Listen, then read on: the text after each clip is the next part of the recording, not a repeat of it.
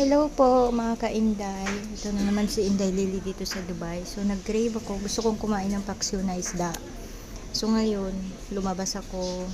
Bumili ako ng isda. Tapos bumili din ako ng dahon ng saging. Imagine mo, may dahon ng saging dito sa Dubai. So para ka rin nasa Pilipinas. Paksiw na isda yung ko, bumili ako ng maliliit na isda. Ayan.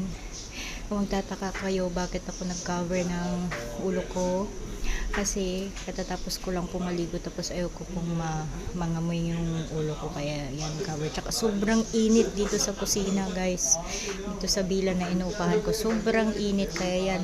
Tsaka nagtawon ako ng tinabunan ko yung buhok ko, at the same time pampupunas ko din po yan ng pawis ko. Ayan, binabalot ko na yung isda dyan.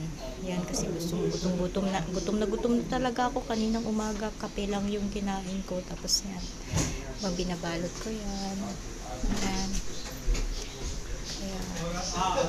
Thank you guys.